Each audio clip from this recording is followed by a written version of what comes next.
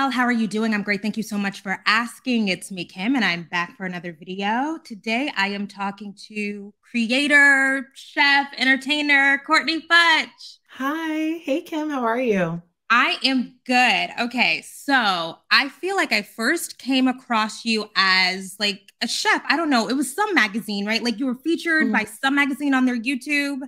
And I was Yeah, like, oh, Glamour. this woman seems fun. Oh, thank you.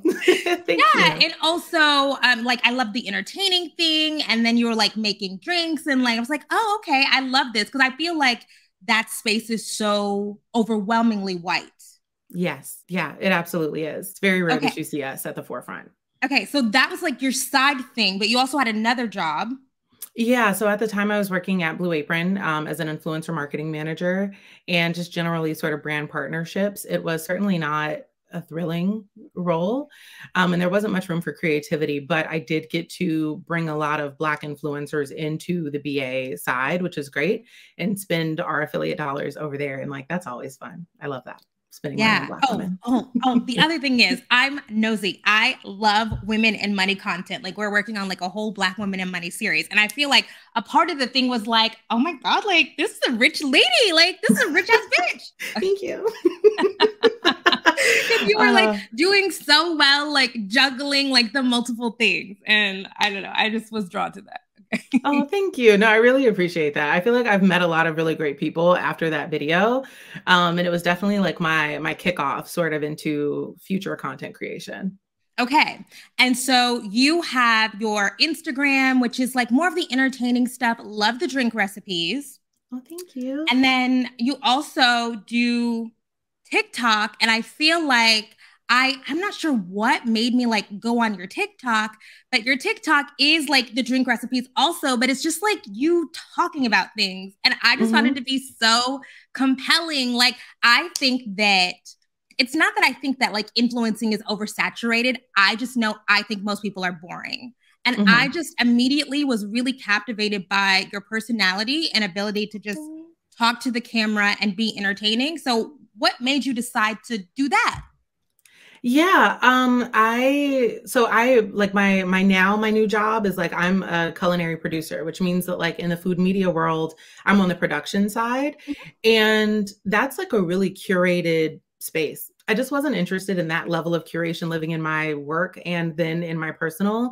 And it was honestly just like, I don't even remember, but I think like my first TikTok really kind of getting back into it was after a date that I had gone on.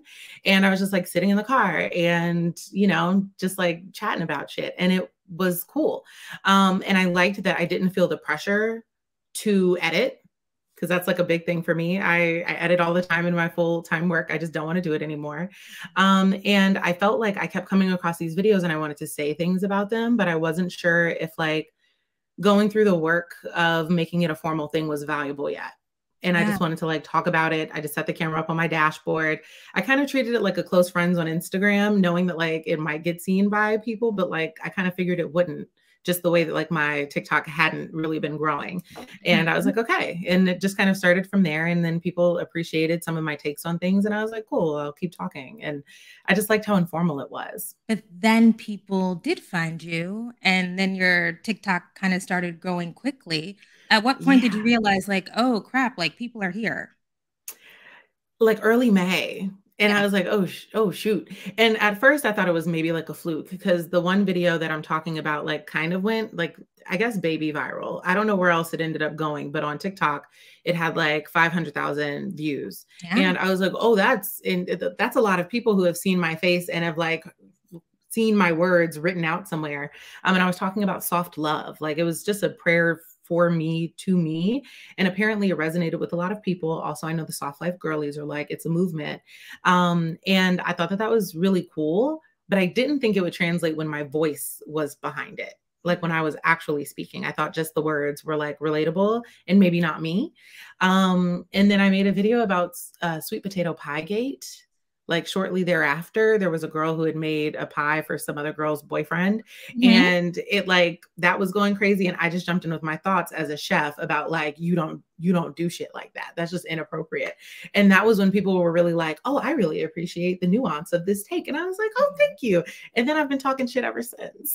Pay Okay, attention. now I think that because it's only been since May, so that's a couple of months.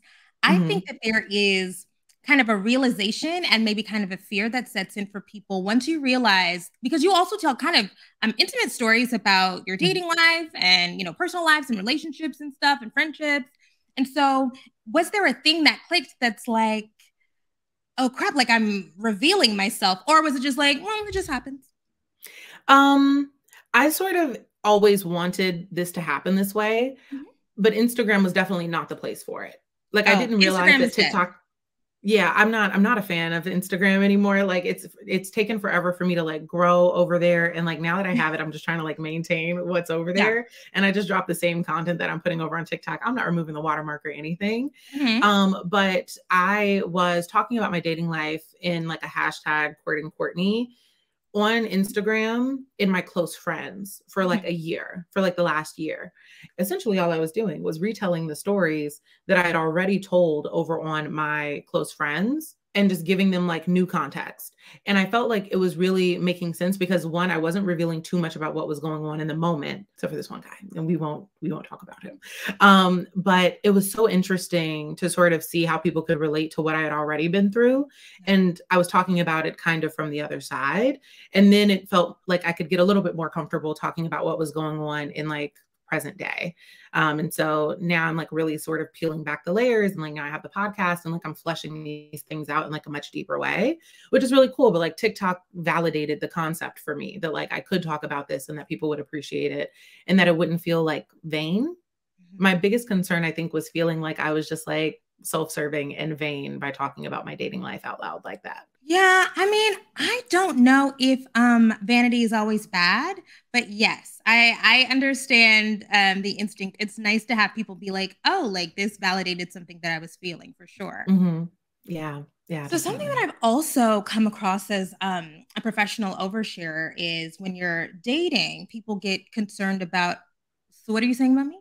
Mhm. So did you, what are you? Do you ever worry that in your dating life, I know that you multi-date, do you worry that people are Mhm. going to come across your TikTok and be like, this girl is crazy? I share it with them. Like Okay. Ooh, it's maybe one of like yikes. the yeah, like it's weird. We're up there and we're upfront about it.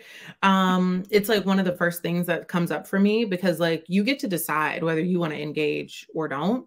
Hmm. And so few men have been thrown off by it, which has actually been really nice. Um, Most of them are like, okay, cool. Like, just don't drop names and like Yeah. don't share my face. And like, I wouldn't give you free promotion on my page anyway. So like, Yeah.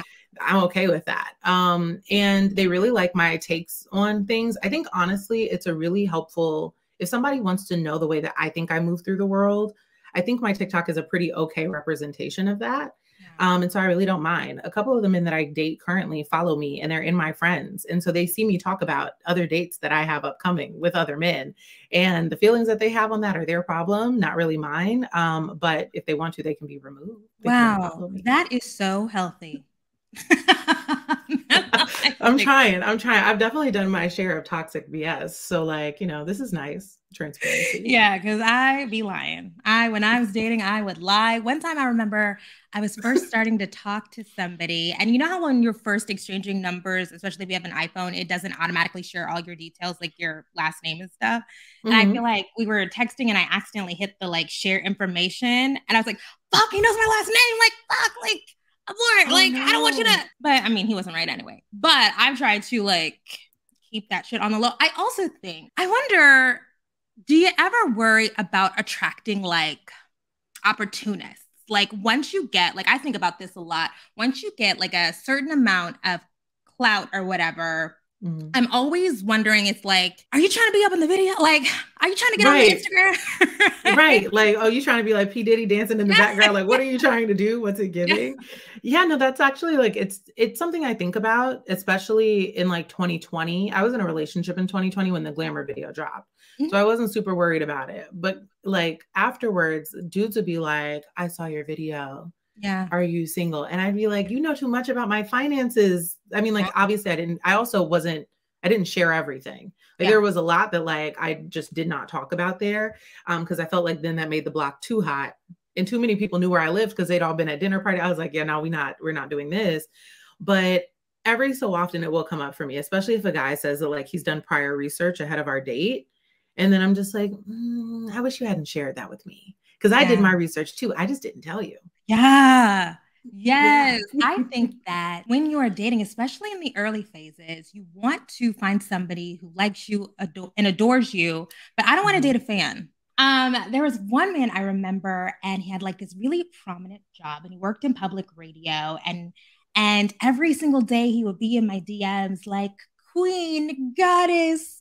Yeah, and I'm like, and just you don't even know me. Like it really Mhm. did turn me off because I was just like, you don't even like, I don't know, You like know me a me for little less. real. Like Yeah.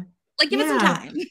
I totally get that. Well, how do you feel like you navigate now? I mean, you were the last I saw, and I mean, not to make this interview like a thing, but like the last I saw, you were dating someone. So like how does he or are y'all still together and or how does he feel about like your public Yeah, presence? so I was in a relationship from April of last year to March of this year. Oh, okay. That might be news to him because we technically broke up in April. But and Okay. now so it's a complicated story. I know Um, that and one. I know that one. and now I'm dating somebody else, and Okay. he's just like he does not follow me on social media.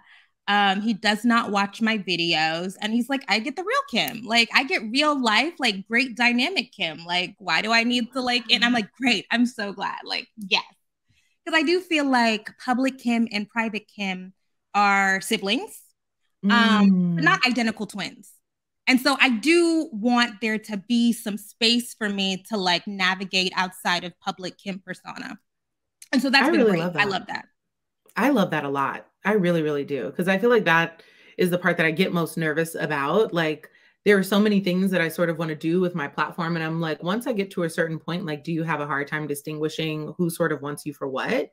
Um, and it's definitely crossed my mind. Like I've gotten hit on by like a couple of guys on like TikTok who like also have even larger presences than mine. Mhm. And I'm just like, I don't want to be a TikTok couple. Oh, for I like sure. my man When behind the people, scenes.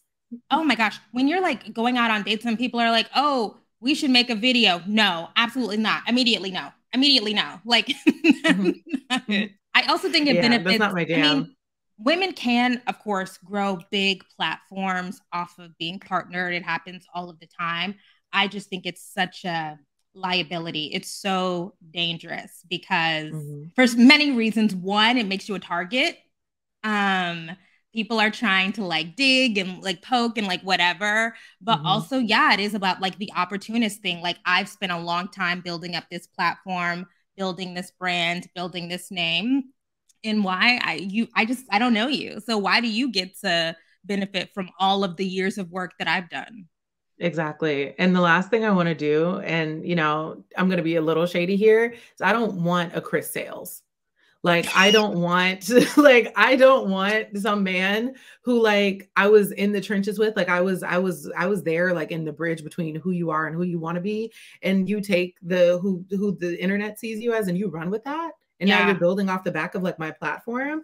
Oh I will yeah. be damned. I would Oh, lose my mind. oh my gosh, it's also like, no, I don't know. This might go in the private part of this conversation, but I also think of like Latoya Forever. Like, did you like follow like their like split Mhm. where obviously she's so dynamic and built up, the millions of followers and brings her husband and children in, which is a normal thing, and then there's a divorce, and then Adam is like, and it's like, no, no, I don't even want people to even care about anything you say. Mhm. I wanna treat my man like Wizard Kelly. Like, I need you faceless, okay? That's why I like him tall. Like, you don't even need to be in this. For Stay sure, out of it. 100%. Okay, so you also are a multi-dater. You have Mhm. decided like we're going on multiple dates, and I feel like for a lot of women in particular, that is hard. How do you manage keeping up all of these relationships and contacts and dates? Yeah, honestly, I really think of it like I hate to say this. This is gonna sound so weird, but The way that like I grew up in the corporate world is like very much like with customer relationship management. Mm-hmm. And so I think about it kind of the same way. I'm like, okay, I'm in this phase with this guy. And so that requires a certain level of energy. Like no one guy is getting the same thing from me at any point in time. Cause I think about it like in levels. So there's always a roster lead and he might emerge from like out the blue, but usually this is the one that like I'm the most consistent with. This is also the one that like I'm intimate with. And this is the one that like, you're getting my time. We're probably cooking dinners for each other. We're going on trips. We're doing things. And then the other guys that I date, we're maintaining conversation. I might see you, but we're not intimate. And, you know, we're hanging out. Things are cool. The vibe is great. You're telling me about your dating stories. You're hearing about mine, but I would never add you to the close friends. Like you would never, it's never giving that. We're not like that close. And then there are like, you know, the sort of lower level, like we're early in, you're cute. Let's talk for a little bit. Let's see where this goes. And they're getting like smaller bursts of energy in much shorter intervals. And I'm very inconsistent with them. And so at any point in time, when I was like really like when I was like deep in my bag, because I just moved down here to Charlotte. And so I had to restart the roster. But when I was like deep in my shit in New York, there were like 5 guys that I was dealing with at all times. And I kept one throughout the summer. And then the rest just sort of moved around them. Okay. Where are you finding the time? Like, okay, like you have a job, have side hustles, you have the social media presence, and you're actively maintaining communication with 5 different people. How? Yeah. Well, one of them, the main one, he didn't like talking on the phone. So it was actually very easy. It was Okay. very easy with him. We would just do like in person. And then during the other days, I would just call the other guys. Like when I wasn't with homeboy, I would just call and be like, hey, what's up? And we'd like catch up for like 30 minutes. And it was just enough for everybody to still feel connected and enough for them to know that like if they wanted a really good courtney experience, you got to plan a date. Like if you want like depth from me, you're going to need to plan something and you need to see me in person. Because all this stuff is fun. It's real cute. The rah-rah and the whatnot is like, it's great. But like the Mercedes experience is in person. Oh, for sure. I feel like just yesterday I was talking about how like we need to know like how much to invest. Like people you're casually dating get this experience, people you're like seriously talking to get this experience, and exclusive, committed, monogamous partners get a separate experience. I do feel like we Absolutely. get fucked up, and like so much of the resentment comes from giving the Mercedes experience to a man who's just like, whatever. Right. Yeah. And I had to learn that really quickly because the thing is, I've given the Mercedes girlfriend experience to hoopties. Yeah. You know, like it was very frustrating. And like a lot of my experience in dating now is informed kind of by the mistakes that I made in like serious relationships. I went from a 2-year relationship in college to a 5-year relationship that I met the guy in college and our relationship extended after that. And then another 2-year pretty much immediately after. And in none of that time was I really vetting. I was just like, he likes me and I like him and we seem to be compatible. And then we get together and then big shit starts coming out, like major mental health issues that like I was not expecting, or you know, infidelity, or finding out that like I was never this man's preference to begin with. His affinity was for women 18 shades lighter than me and much smaller. And not finding that out until we were 6 months in was really I was like, well, shit, you know? And so I knew what I didn't want to do again. I didn't know what I wanted to do again. And so I went out looking for the affirmative and not the negative. And thankfully, I've been able to pinpoint some stuff. Yeah, you know, I love you have talked about this on your TikTok, dating different people to bring out different sides of you. I think that that's like a really underrated idea. Yeah, it's been really fun. Like I'm learning so much about myself kind of through dating. Like I'm doing my healing individually. Like that's the work for me. Me and my therapist, we're locked in like this. I love that for us. But my headspace has sort of been that I have not been learning about myself through dating and like challenging other people to also be learning me in different contexts through dating.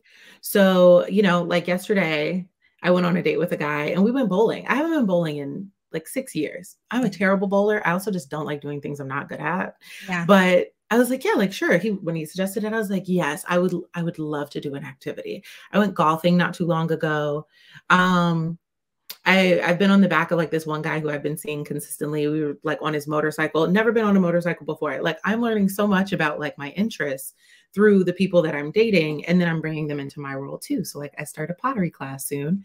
I've just asked somebody if they would like to join me for that. And we can be bad at it together.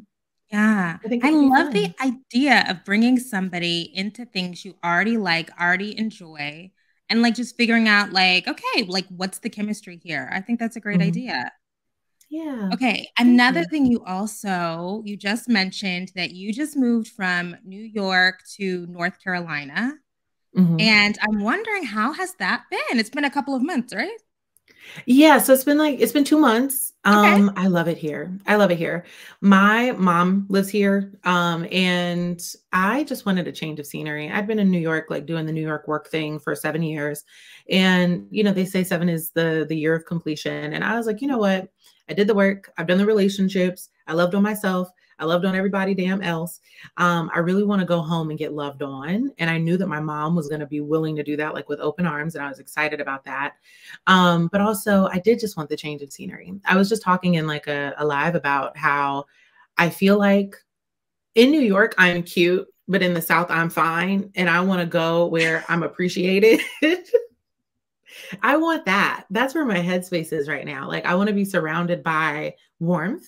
And I feel like I get that very easily here. The energy is really open, not just for dating, but like making girlfriends. I'm like meeting new people all the time, and it's so nice.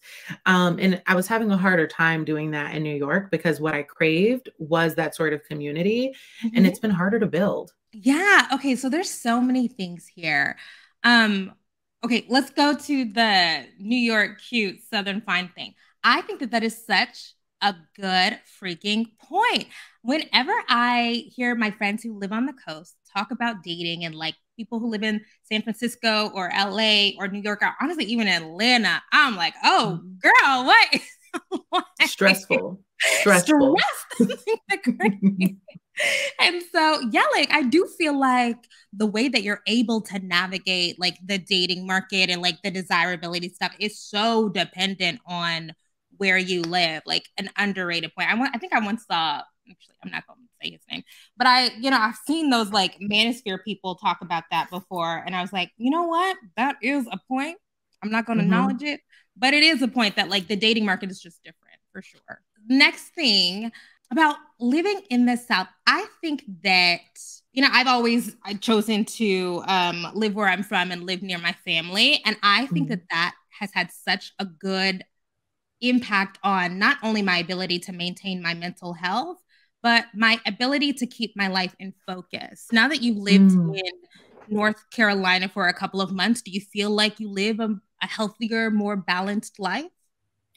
Actually, I really do. I really, really do. Like, I feel such a huge difference in my routine, in my creativity, in the ways that like being specifically around because I'm an only child. Like I'm a lonely only, and anybody who knows me, they're like, oh yeah, we can confirm. So it's been really good, I think, kind of being like reparented in some way because I moved here like home for like 2 months and then I move out. But I wanted to Mhm. like figure out what area I liked Right. first and, all those things.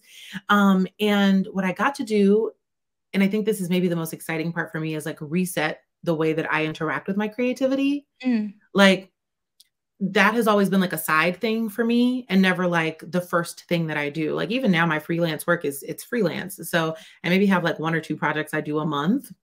And that's great. And then everything else is just like, okay, I'm figuring out like a flow. I got down here, started losing weight. I got down here and like this might be it's definitely an overshare, but like I don't mind. Like my cycle kicked back on and it had been off for months in New York. Mhm. And I was like, oh, hold on now. Let me find out that we not stressed when we were in Charlotte. And I really love that for me. So yeah, You it's know, been a really nice reset. I get why people love New York. I get why people love LA, but those places are stressful. I always Very. say, like, I turned into a strong Black woman in New York. Some of my Yes. best friends are from New York, from Brooklyn, from Harlem. And I'm like, I get it. I get it. Like, like Hmm. you've been through some things. Like, it's a hard life. It is. It is. And it's like, and you don't even realize it because even when you're like doing well, like I was doing well, but I was still having to sit in New York traffic for Yeah. 45 minutes a day in order to get to the 20-minute commute of my job in Soho. Parking, stressful. The people, and like I met a lot of really great people in New York, but I also felt like in the day to day, in order to get to the good people, I had to go through so many weird situations. The daily exposure when I was on the train, when I used to take the train, now I just drive.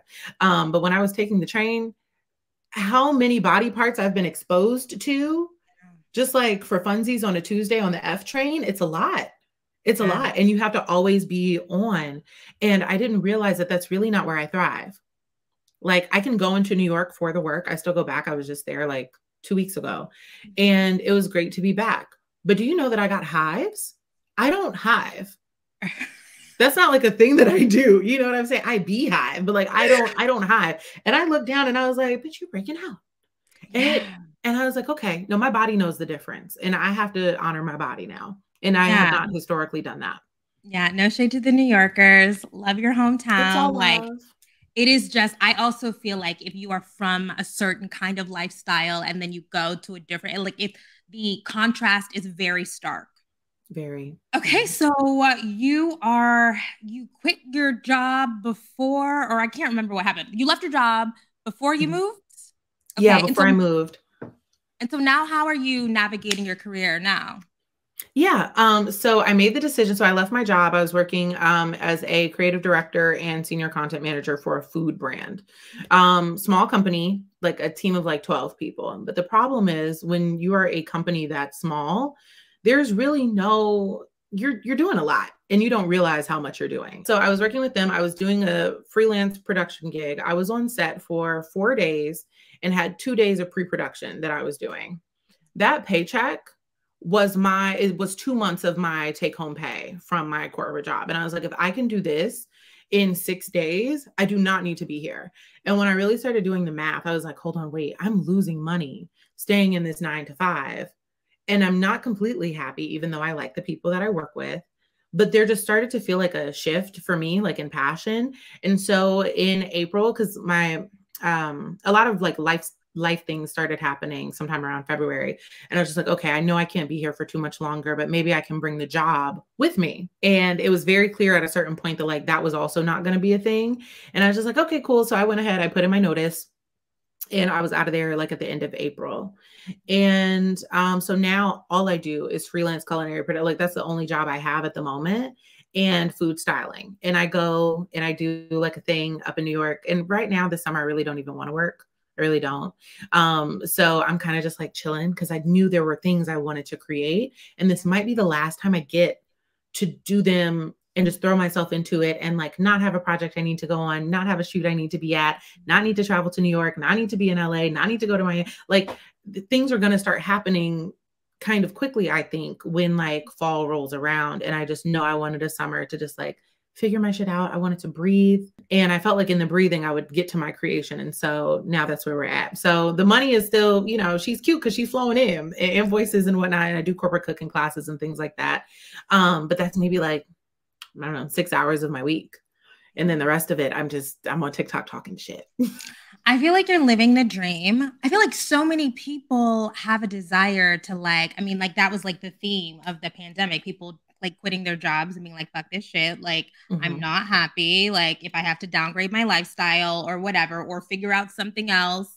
Mm-hmm. I think that we're just realizing that like happiness matters. Like, I don't know, it seems like obvious, but like I know in talking to my mom, she was like, I was not worried about happiness when I was Yeah. 33. Like, no. Yeah. Yeah. But Kim, I do have to say that like, and I'm really, really big on giving people their flowers like out in public. Like it's a really big thing for me. I wouldn't have known that like media as a place to sort of like be like as a creator in the long format, in the short format was even an option for women who looked like us until I saw you do it. Oh, that's so Like I wanted nice. no, I mean like, but it's also very, very true. Like I've been a fan for a long time. Like I've even referenced, like I ended up tagging you in it because I was like, oh shoot, like the way that I used the word effortful came from, I think it was the Chloe Bailey video. I think that Yeah, might have I been what it love was. effort. We love to see it. And we love to see it. And like, I hadn't heard anybody say it that way. And I really loved it. And so it stuck with me. But like, the way that you maneuver through the space is really, it gave me the visibility into something I did not know could be an option for me to like also just like comment on things that I see and just like my experiences out in the world and like have them be relatable for people. So I want to thank you for that because that really, it blew my mind clean open when I was thinking about what my options are and how I want to maneuver through the world in media and like not just behind the scenes. So thank you. Yeah, oh, thank you. I really do appreciate that. I think that, I don't know, this is how I know I'm getting old because more and more people are like coming to me with this energy. And I think that it's such a privilege to be able to like completely carve out a new space. Like something like I've always been excited by the opportunity to just do some new shit. And Mm-hmm. that comes from knowing even if I failed, like I'll just move in with my mom, right? Like I'll move in with my Right. sister. Like my mom has 8 siblings. Like somebody's gonna take me in, right? So that's like a privilege. But I always just was like, I don't know, you get one life. Yeah. I say all the time about how my father died when he was 50. And now that I'm 33, I'm like, holy fuck, that's fucking crazy. And I just think Mm-hmm. like if you have the opportunity, if you see an opening to just chase fun and passion and happiness, like you do it. Like you owe it to yourself, but also I feel like owe it to like my mom and like her Mm-hmm. mom, right? Like they did what they had to do so that I can do what I want to do. And I feel Yeah. really, really, grateful to be able to do that. And so yeah, thank you so much. Yes, of course. Yeah. Okay, so what I know you started a podcast. Mm-hmm. Okay, so why did you decide to like enter the podcast space? Yeah. So I started a podcast. It's called With Love and Butter. Mhm. And it's a chef's podcast on dating and relationships and all the food and drinks that get us through it. And I felt like a podcast was like, it was like my MVP. I needed my minimum viable product Yeah. to get to like TV. Like I really want like something a little bit more long format as a Mhm. cooking show. Yeah. But I felt like the bridge to that was dating Mhm. and I had a full Yes, year people of dating love to stories to talk tell. about I went on dating. 32 first dates and they do. Yeah, They really, people really love do. that. And I had like 32 first dates that I had been on. And they were like, I don't know, maybe like 15 guys who stayed somewhat relevant. And I was like, if I just like parse all these out into episodes, I've got some good shit here. Mhm. And it's really just me walking backward through all of them and then tying in other concepts and like storytelling and about hospitality and about like my love for things like handwritten notes, which was like something that when I'm really looking back on my love history is very clear as a thread. And then I missed it for like 2 years in a relationship where this man wouldn't even really fill out like the left panel of a Hallmark card behind your girl. And I was just like, you could go clean the hell for that. And then I got it again in another dating situation. And I was like, oh, shoot. And I'm starting to like put some things together in the storytelling.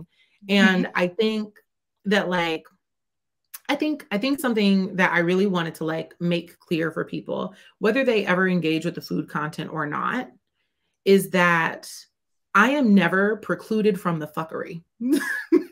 Just because I look like I've got it all together. Like Yeah. I'm never too far beyond, I'm never too far in my career, I'm never too publicly facing to not go through ridiculousness and both at other people's hand and also at my own.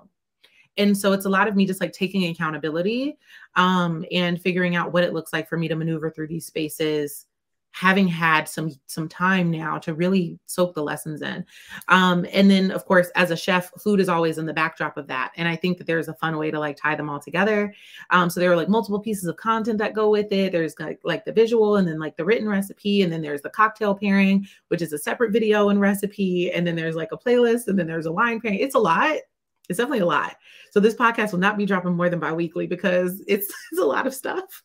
But it's so much fun to like bring my worlds together. And I do feel like nobody flirts like a girl in hospitality. Like Mhm. it's really where I got like my because you're just anticipating needs all the time. So you're real slick with it. And it's made for some really fun stories. And I've just sort of appreciated having that specific lens as somebody who's like moving through the dating world.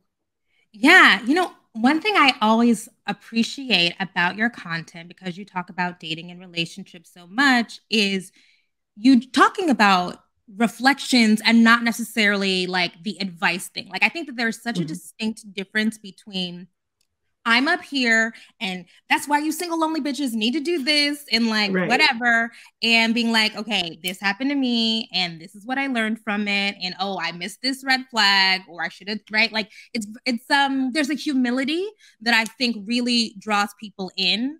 Thank you. And it might not be as immediately like flashy, like people aren't necessarily immediately like drawn like to that, but I think that the people who engage with your content have a deeper, more intimate connection because you are revealing things about you. You're revealing vulnerabilities that a lot of us are, you know, not me because I share every fucking thing, but I said all that to say I think it's so smart to build a platform off of discussing relationships in that way, because people will go so deep with you. Yeah. And when you make mistakes, like people are not always trying to play gotcha. You know, when you act like you have all of your shit together and you're perfect, the fucking lipstick alley girls will be like, no, bitch, I fucking saw the man you're on a date. Like, so it's like, dude, I'm fucked up. Like, I'm just letting y'all know. Yeah, I think it's great. Right. Thank you. Yeah, I really appreciate that. It's like, it's very fun sort of peeling back those layers. Yeah. I also think it's so smart. There's all of these conversations right now about how TikTok is a horrible platform for creators. Like you can reach large audiences really quickly, which is so useful, but the monetization just isn't there yet. So you just kind of end up being exploited. I have to say, I think it is so smart, like using the momentum to immediately create another product that is much more easily monetizable and marketable. Like I feel like that's where so many Black creatives in particular get messed up, getting stuck on the platform. Yeah, definitely. And like, I will say this, I think I'm very lucky in a lot of ways because my career in influencer management, like was the last thing that I was doing before I started in this other job. So I've seen the numbers and I know it's out there. I have made sure that people got their fair pay and told them what to ask for. If I have to hit you in the DMs real quick and be like, baby girl, I know we're in conversation, but I'm gonna need you to ask for a little bit more, please, on record. I love doing that. So I also can tell when somebody's getting shortchanged. And it's interesting because brands reach out to me and they're like, hey, we want to send you like free product. And I'm like, oh, baby, no. Like, I appreciate that. But like, I'd rather wait. And even if my TikTok is literally just me, because like maybe I do like an OOTD every so often, but like that's not really what I'm in it for. That content sort of keeps people around and like it keeps my girls engaged. But like that's not really why I'm here. I'm just kind of here to like talk about whatever's on my mind. And it's harder to monetize that, but I can move it over. And those are where the sponsorships live. Like the money is over there. There's a reason there's cocktails, food, and a playlist. There are 3 different things for brands to get in on, even if nobody touches my like primary content of dating and relationships because it's too tricky for a brand to maneuver through. And so when I thought about it like that, I was like, okay, cool. Like there are a lot of different ways this can go. I've already like, I have a cookbook and I'm already like working on my second one from the lens of dating and relationships. And so every script that I write will be moved over into this book. The podcast is also going to become a book because I don't believe in doing double work. So I don't plan on having to do this shit again, you know, one and done. And then I reformat. And like, that would make me, I think, the most happy. And I really want like, I love that like you peel back the layers of like the money, like the how you make your money. And it really made me think once about like how I make my money and like what are all the different levers I can pull. And at the time it didn't even include the podcast. But when I started thinking about it, I was like, hold on now. We might mess around and be on to something. And I really want the girls who are like thinking about being influencers to not just think about like, you know, how you monetize. Like it's not getting paid. The brand partnerships is like not the thing. You want 100 people who are willing to spend $1,000 with you a year. And that's how you make your 100,000, as opposed to like trying to get all the brand deals. And those are great, but like those are fickle. You say one wrong thing on the internet. Lord knows I've had to pull many a brand deal back too. You say one wrong thing and we not dealing with your ass no more. You know what I'm saying? You make, you know, your page gets hacked and they're walking around with your money. And that makes me sad. Like I've seen the girls go through it. One bad lipstick alley thread and you're done. Yeah. And I'm not interested in that. Yeah. You know, I think this is such a critical conversation to have, especially with the young people. I think you're so like there because you have that experiences. But when I see, the teenagers and the early 20 somethings like with the free product, I'm like, don't do the free product. No, no, no. Mm-hmm. I know it feels good to give free shit. I know, I've Mm-hmm. been there. Mm-hmm. But they are getting so much more from you than the fucking $30 t-shirt. Like, don't. Exactly. Exactly. It makes me so Yeah. sad. The poor Yeah. babies. I think the and the brand sponsorship thing, I think that to get some easy money, I think brand sponsorships is like fine. I totally get it. I Mhm. hate working with brands. I'll be honest. I'll just say it. I hate working with brands. They want too much control. I don't like to Mhm. have to get my stuff pre-approved. I want to say whatever I want. Also, they'll be like, hold it until this day. It's not my preference. Lots of people don't have a problem with that. But Mhm. also, I just love that I can make whatever I want because there are people who are invested in me that want me to make whatever I want. It's just a better life. Yeah. Okay. So you're in North Carolina. Do you think that this is going to be your forever home? I really don't know. Mhm. A lot of my decision to move down here was also because I was like, okay, like it's giving husband energy. I don't know, but like I just feel like I'm gonna like meet my person, and so I was like, let me be in position, like let me get in position, not in pursuit. I'm gonna just be down there, let's see what happens. And I do know that like I want to raise my kids close to my mom. I do know that.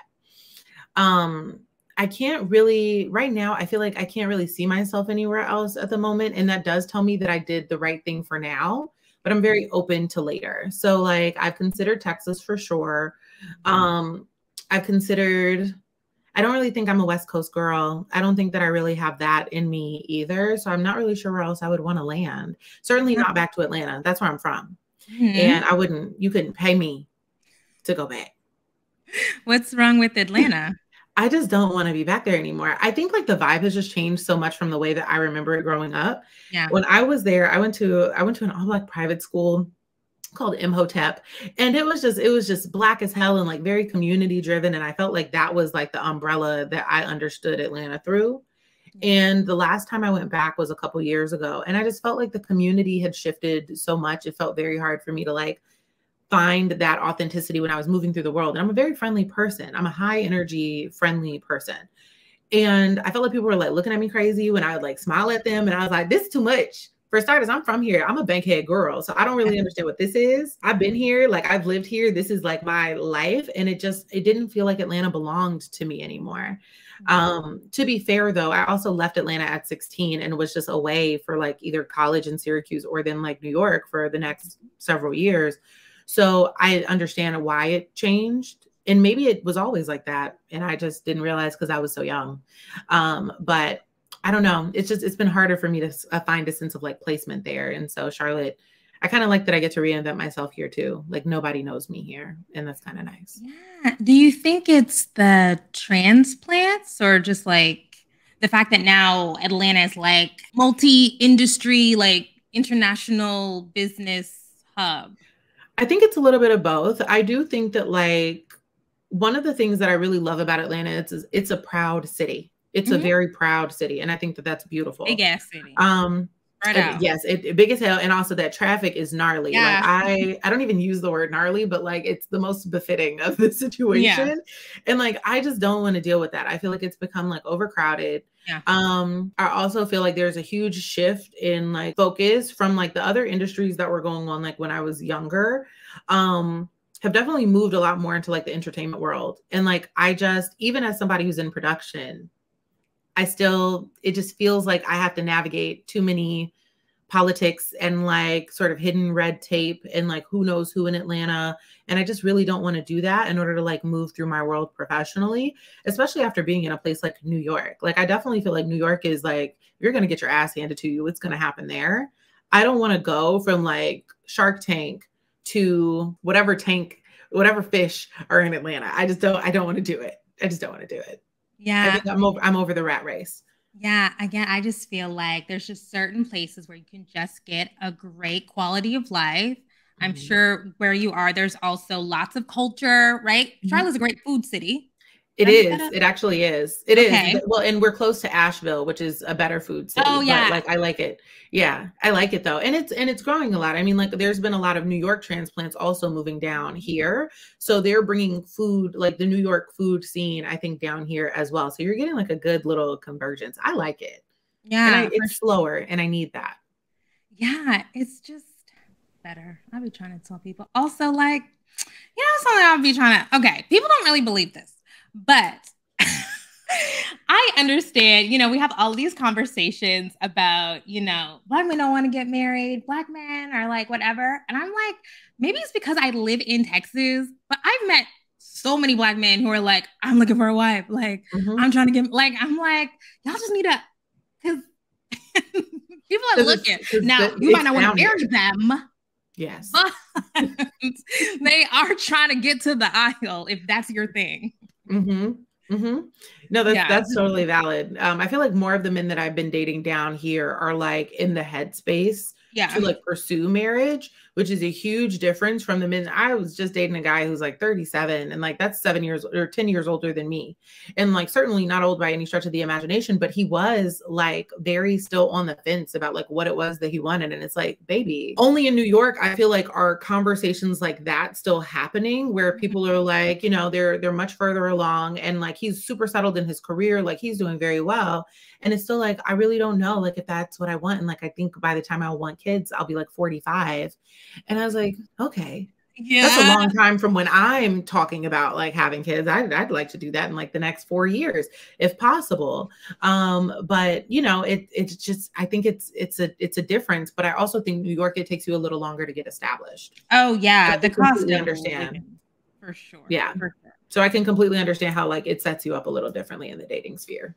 Yeah, I wanted to end on your relationship with your mother. I think there were a couple of TikToks that I just found to be so incredibly touching when you were just talking about how close y'all were. So could you expand on that? Yeah. My mom is like, she's my best friend. And at first I thought it was because of like the proximity. I was like, oh yeah, like that's my girl because she's my girl. And like, for a long time, like my parents, my parents are separated or divorced. They've been divorced for like years since I was like 6.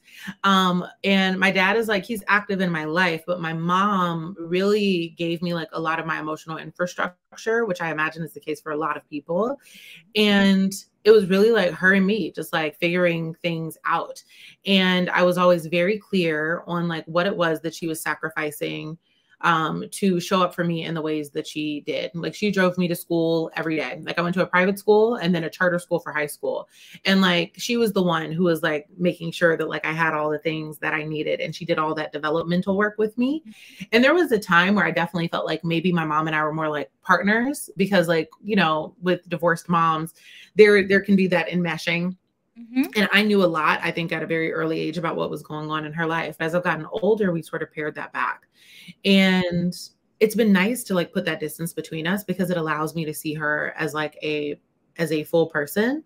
And she's seeing me now for the first time also as a full person. So we were talking the other day, and I was like, yo, it's really dope to be like in your space again, because now I know that I'm choosing you as my best friend. And it's not just because we talk twice a day and like I'm telling you all the tea because like you're nosy and you want to know. Like now when I say it to you, I'm choosing you. And it's because I like you as a person. I see you around other people. I like who you are with them. She just turned 60 in February. And I was like, damn, like you're dope as hell, mom. And we talk so casually about so many things and like my dating life, her relationship with her husband, her dating life, her relationship with my father. And I understand her so much more fully. And it's been really cool because we're both kind of like peeling back that layer and like doing the vulnerable work of getting to know each other again. And she's not holding me to any expectations. And that is also really nice. Like the other day, she was like, what do you like on your sandwiches? I don't know. And I was like, oh, I also don't know because I don't eat a lot of sandwiches, but like I'm going to think on this and then I will tell you. And I have like her Starbucks order saved in my phone because I didn't know it. And there are little things like that like we're building intimacy in our relationship. And it's really, really cool. Yeah. Okay. So I lied. My last thing is going to be about your career as a Black woman chef. I feel like it's so fascinating, right? That like domestic labor, like cooking is a part of the domestic labor that we expect women to do and like be happy Mhm. to do in the home. But professionally, this world is dominated by men and like Mhm. very few black men and then like a little teeny tiny sliver of like black women. So Yeah. how are you carving out your own niche in that space? Yeah, it's been really interesting because I had some what's the word that I'm looking for? Some identity imposter syndrome about like my career as a chef because I did not come up in the world of restaurants. Mhm. And in a place like New York, where everybody, like when you tell somebody you're a chef, it's like, oh, where do you cook? And I've got girls who came from like 11 Madison Park, and I've got people who are at, per se. And I'm amongst all of them, and our name is getting said in the same spaces. But the difference is I really focus in on like the interpersonal experiences of food from like a private dinner party perspective. Like you're getting Courtney on a plate. It's not about what you said you wanted. You're going to get what you said you wanted. But like I'm delivering you me and interpreting that on the plate. And not having gone to culinary school, I started culinary school. I dropped out after my master's program because I was like, what do I need this third degree for? I don't think I do. I'm going to lean into the instinct of cooking. And so I make like slow, thoughtful food. That does not line up with the restaurant industry at all. And for a minute there, I was like, damn, do I get to call myself a chef? This isn't what I do full time. This is something that I do on the side. Are people going to chastise the way that I went about it? And in some ways, I think I had to release the comparison. I had to release it because people were not spending time comparing me to the other chefs that I knew by like what I had or hadn't done. They were just like loving on what I brought to the table and like what I was literally giving people when they were coming to like my dinners. But now I feel like I'm better off as a chef instructor. I love teaching people how to cook. Like now I'd rather give you the tools to do this sort of slow, thoughtful food at home. And like now I'm also sparing myself the physical labor because I don't have the knees to be standing up in Crocs, like all damn day. Like that's a lot for the body. And people literally put their bodies on the line for hospitality, and it's beautiful. But am I best used that way? I think the answer is no. And when I released myself from the expectation, I was like, all right, we might be on to something. And now I do corporate cooking classes and I'm teaching people, like hundreds of people a month, how to make a meal that they really like and are proud about at home. And it's much more valuable for me than doing like that actual work. And so it's been really, really cool because you're also not seeing a lot of Black women who teach food that aren't exclusively leaning into Southern. There's a mamification of food going on, and I'm really not a fan. That is such a good But point. Yeah. Yeah, for sure. Somebody gifted me when I moved into this apartment 5 or 6 cookbooks by Black women. I mean, obviously, I'm a Mhm. Southern ass bitch. I love soul food, but I was struck by the fact that all of them were soul food. Mhm. Oh, and maybe Yeah. somebody gave me Khalees's book that wasn't soul food, but like all of the Yes. rest of them. And I was like, oh, now this is a thing for Mhm. sure. Okay, what's the name of your book? Early enough. So it's a Southern Girl's love letter to brunch banter and the perfectly paired cocktail. So there's cocktail pairings for all of them. But like I'm leaning specifically into brunch because during COVID, I wrote it during COVID, and we couldn't do brunch no more. And I was like, wait, black, like brunch is like a Black institution of community. You know what I'm saying? Like, this is a Black institution of joy and levity and light. I want to talk to that, but I want to give people the in-home experience. And so yeah, so like I took that, and like the roots there I think are definitely Southern, but like I'm playing on a lot of flavors that I picked up in New York. There are some international flavors in there. Like we're really sort of like we're taking brunch and we're blowing it out and we're making it like gourmet, and doing it in a way that isn't white centric, doing it in a way where there's a playlist pairing for all the recipes, and back that ass up might be one of them, and all of the little like footnotes over in there, like they sound like me. They sound like me, and I like want to be your sister in the kitchen. But I didn't want to sell myself out in order to do it, and so I've just been finding a way to like use my language, but then make it relatable and bring it all together through food. Yeah. Well, that is all I have for you, Courtney. Thank you so much for taking some time to talk. I appreciate it. Oh, thank you so much. This was so much fun. I love you. Thank you. All right. Thank y'all so much for watching. Be sure to like, share, and subscribe. Who should I talk to next? Leave a comment down below. Hit me up on Instagram or Twitter. Join the Patreon. Become a YouTube member. That's it, you guys. I'll see you later. Bye.